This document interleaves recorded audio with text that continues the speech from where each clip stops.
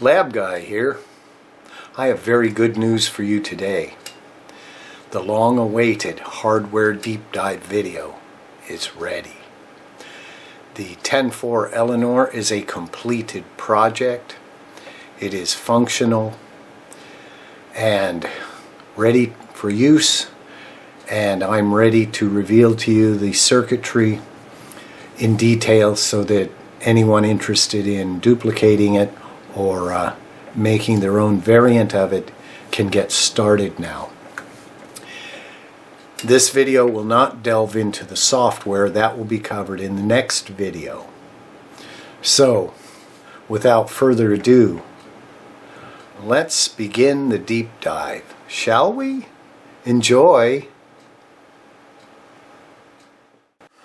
Looking at the block diagram of the Eleanor, you can see that it is not very complex at all. The only control required from the Arduino computer is a single 8-bit output port on the I2C bus. To be fair, the Arduino can be eliminated and a simple 8-position dip switch substituted at that location. The Arduino with the LCD display is obviously much sexier, but I digress.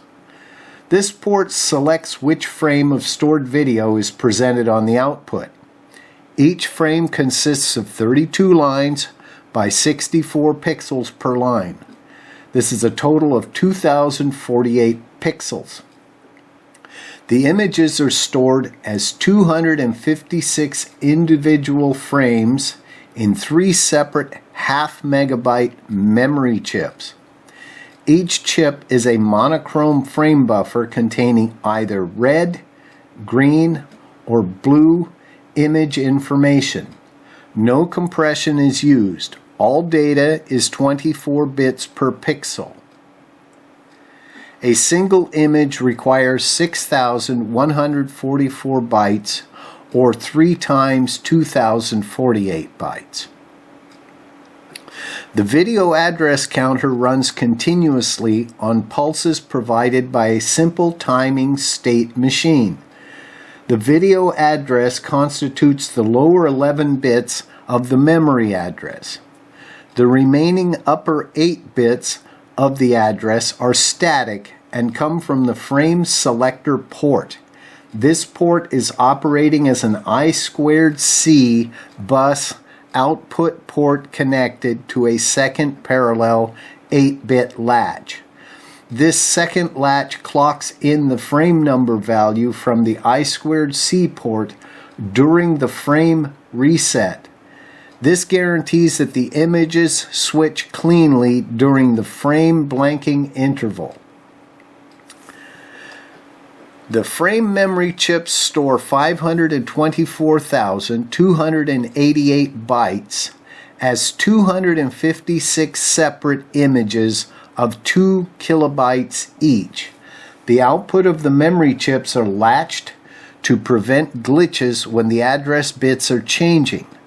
The outputs are on during active video and are placed in high Z mode during video blanking. During blanking, a set of 8 pull-down resistors take the inputs of the deglitching latches low, forcing the D to A converters to 0 volts for that period. The digital to analog converters change the digital grayscale values directly to analog voltages between 0 and 2 volts. There is a separate channel for each of the red, green, and blue video signals. No sync is added to these video streams. They are buffered by 3 op-amps and connected to 3 appropriately color-coded RCA output jacks. These signals can be fed directly to the illuminator inputs of any NBTV color-compatible televisor. Sync is provided as follows. The red, green, and blue video signals are also sent to the Luma matrix circuit, where they are scaled and summed to produce a luminance equivalent black and white video signal.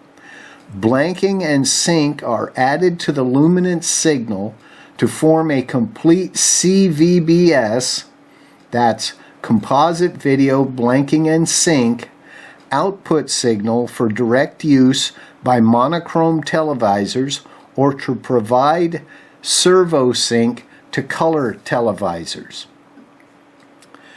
The video timing state machine couldn't be much simpler. It starts with a crystal oscillator running at 4.096 megahertz, approximately 244 nanoseconds per cycle, which, in turn, drives a 19-bit binary counter. The outputs of the 19-bit counter drives the address bus of another 524,288 read-only memory chip that contains the system drive pulse timing patterns. These timing patterns are created using a simple program written in BASIC, of all things, and their creation will be covered in more detail later. The data is stored to the memory chip using a low-cost TL866 or equivalent device programmer, easily obtainable at low price on Amazon.com, on eBay, and from other common electronics vendors. They cost about $65, and these can read and program thousands of different devices, a must-have for the serious electronics enthusiast. Let's look closer at the block I have named the Video Timing State Machine. Don't panic, this is a very simple device. You can think of this kind of state machine like the perforated paper roll in a player piano or the little pinned drum found in wind-up music boxes, just much longer. The video timing state machine generates 4 critical signals: pixel clock, frame reset not, composite blanking, and composite sync. The state machine also generates a pulse called state machine reset, which closes the timing loop of the machine. I will get into the exact numbers involved when we get to the discussion of the software that creates the timing patterns for this memory chip. Once you get the hang of this circuit, you will find many uses for it in your own future projects. They are highly suited to creating video sync generators and/or musical rhythm sequencers. Let's start with the NBTV video signal timing. Fear not, it is very simple, almost elegant. Scan direction is from bottom right, upward, and right to left, ending at the upper left. More on that later. The signal has a video line rate of 400 lines per second and a frame rate of 12.5 frames per second. Each line is divided into 64 pixel locations with a small dead gap, no pixels, during the sync periods. The state machine must generate the pulses for this timing by counting the clock cycles of an oscillator that is running many times faster than the rate we need. Why? So that we have a very fine time slice to work with. This is called granularity and lets us set our timing pulse edges within tiny fractions of a percent of where we need them. The clock frequency I have chosen gives a pulse resolution of just under 1/4 of a microsecond. The only non-disadvantage is we need relatively large memory to store our canned waveforms.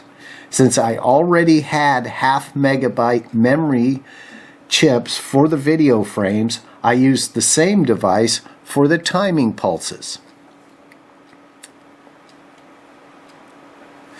The center of the 4 traces in the diagram, where you see the 2 low-going pulses, state machine reset not and frame reset not, that is where the timing cycle starts and ends. Or is it ends and starts? Remember the 4.096 megahertz crystal oscillator and the 19-bit binary counters? The time of one complete frame of video is 80 milliseconds. That's thousandths of a second. That is one cycle of frequency of 12.5 hertz. One cycle of the line rate, 400 hertz, is 2.5 milliseconds. That is the frame and line rates of NBTV. Got it? Good. If we divide 4.096 megahertz by the 12.5 hertz, we get a result of 327,680 M-clock pulses per video frame. That is the number of clock cycles in one frame and the number of counts the 19-bit counter will reach when we reset and start all over again. All of the rest of the pulses can be calculated from the starting point of state machine reset. Call that the first beat in our timing rhythm.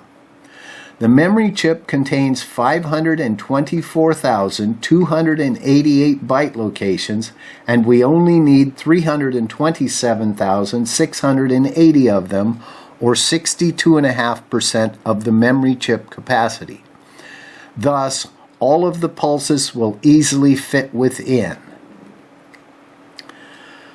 The waveform called frame timing shows the relationship between the state machine reset not pulse and the frame sync pulse.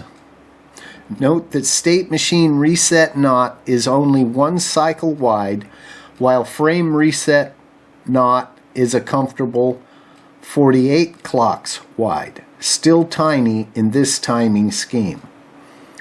I widened it mainly to make it easier to see on the oscilloscope.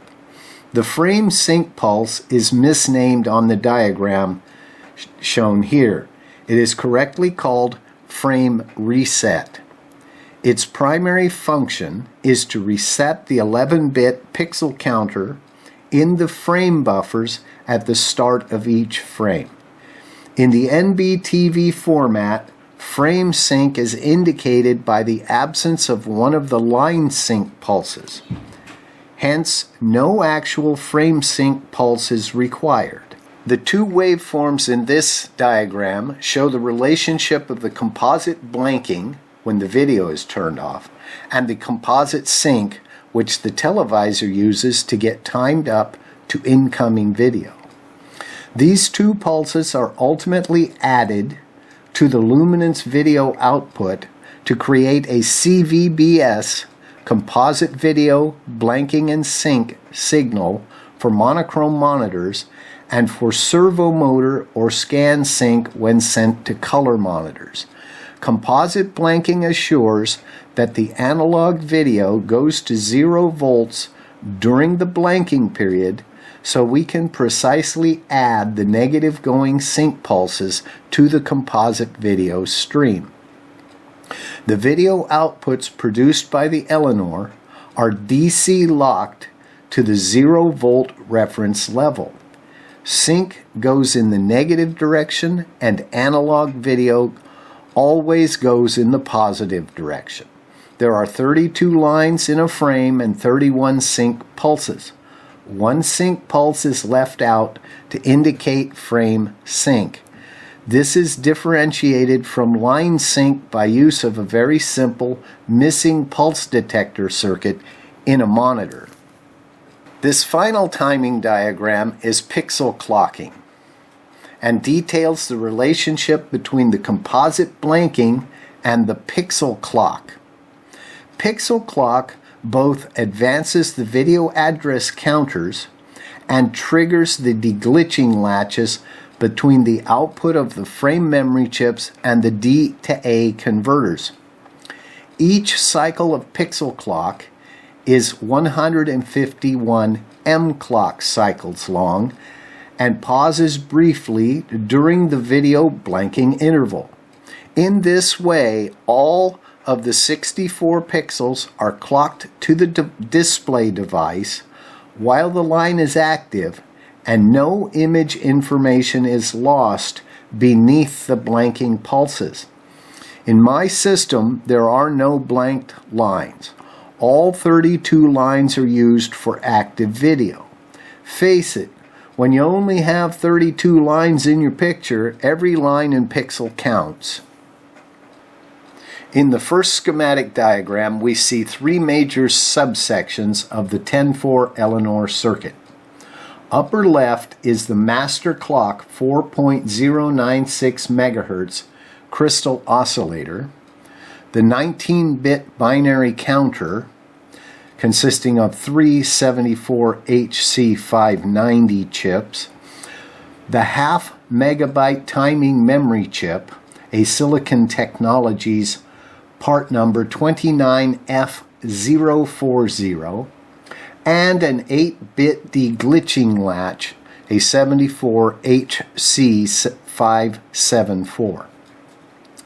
These parts form the basic master timing generator, also known as a state machine. In the upper right is the I2C parallel port, a PCF 8574, driven by serial data from the Arduino Mega computer controller. Its function is to select one of 256 images stored in the RGB video frame buffers covered on the next schematic page. The I2C port is followed by a frame sync latch, another 74HC574, that makes for clean switching when we change frame numbers. In the lower right is the Luma matrix circuit and the sync blanking summer circuits that create the CVBS, composite video blanking and sync, output signal. Across the bottom of the schematic are the various power distribution details for the system and the op-amp circuits. The DC power pins on all chips are bypassed to ground with their own individual 100 nanofarad or 0.1 microfarad ceramic capacitors. The state machine circuit is extremely simple. A master oscillator running at 4.096 MHz drives a simple 19-bit binary counter consisting of three 74HC590 8-bit binary counters in cascade. The outputs of these counters constitute the address locations in the flash memory chip. The timing patterns for clocking the rest of the system are stored in the memory chip and sequentially clocked out for the duration of one frame of video. Because the outputs of the memory chip are permanently enabled, it is possible for them to momentarily output random data, glitches, as they settle to the next data location.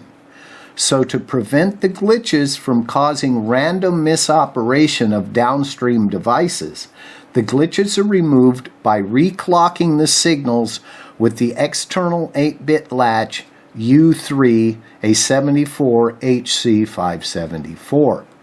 At address 327,679, a 0 is stored in the D0 bit position. In all other locations for bit D0, there are 1s. This is the pulse that resets the counters and starts the cycle all over again. The pulse is called state machine reset not. There are 4 primary timing pulses generated from the state machine. They are pixel clock in bit position number 1, frame reset not in bit position number 2, composite sync in bit position number 3, and composite blanking in bit position number 4. Pixel clock drives the address counters for the video frame memories and the frame memory deglitching latches. Frame reset not resets the frame memory address counters at the end of each frame. Composite blanking cuts off the D to A converters and clamps the Luma signal to 0 volts during the line sync interval so that composite sync can be added by means of algebraic subtraction. Sync is added to the Luma signal to create the composite video output. Essentially, sync is negative going 0.3 volts, reference to 0 volts DC, and the analog video signal is up to plus 7 volts above 0 volts DC. Lastly, let's examine the composite video blanking and sync matrix amplifier. Analog RGB video at a level of 2 volts each is fed to a simple resistor matrix which adds them together in the proper proportions to create the luminance signal called Y. The proportions are 30% red plus 59% green plus 11% blue. The resistors R6, RV5, and RV6 and RV4 perform this addition and additionally divide the signal by 2. R6, which is set to 1.69K, RV5, which is set to 3.333K, and RV6, which is set to 9.09K, when connected in parallel, add up to 1K. And they are in series with RV4, which is also 1K. This is a 2-to-1 voltage divider. This 6 dB voltage loss is made up by the following op-amp running with a gain of 2, restoring the video level back to nearly 1 volt when RV4 is approximately centered.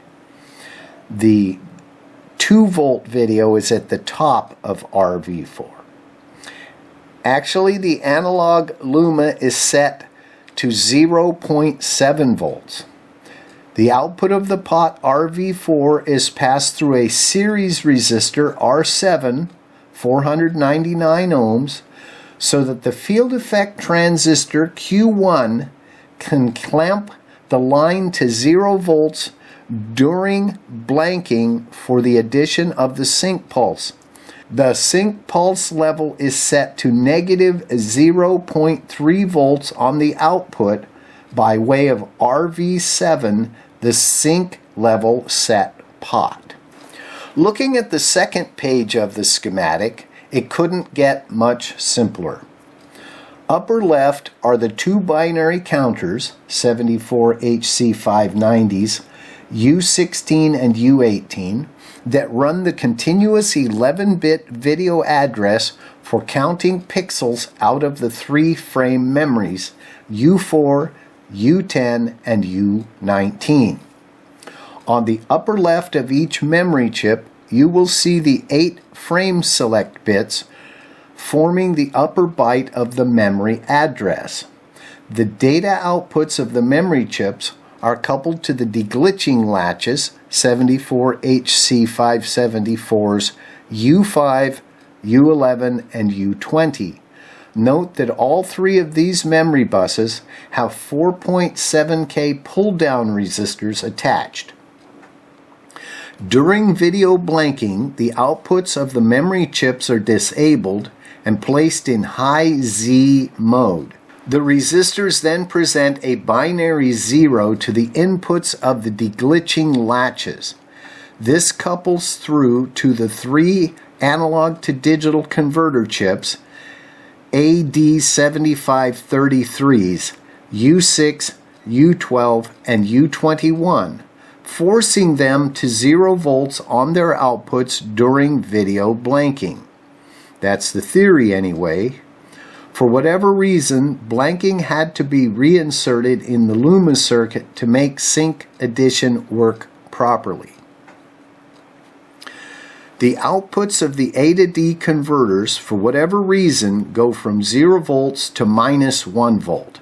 I could find no version of the reference circuits that produced a positive going output voltage in the data sheets or in the application notes for the AD7533 chips.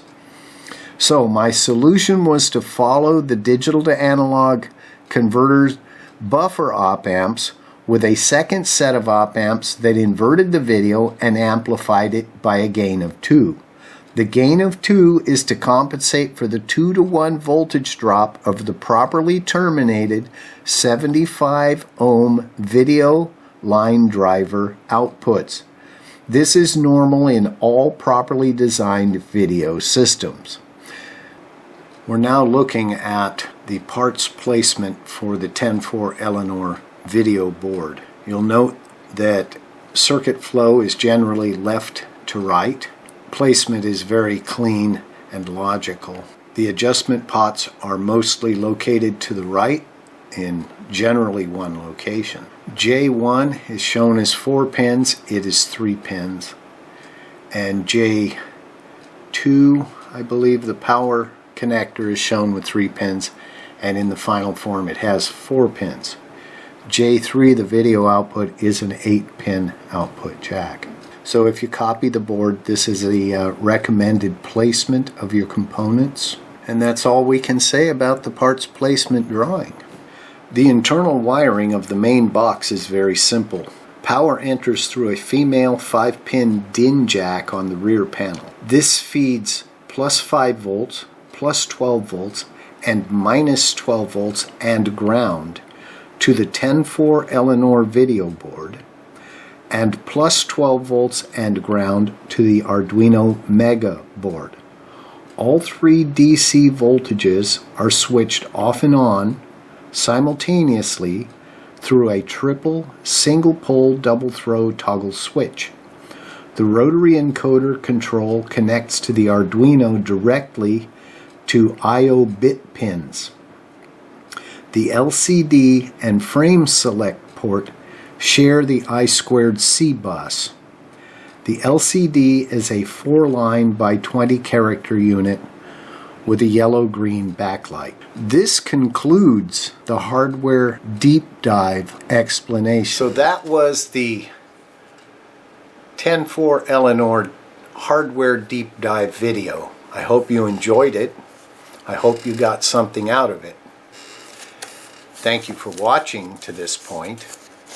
Very soon I will be adding the project to my website, Electronics and Video Projects page. My website is at www.labguysworld.com.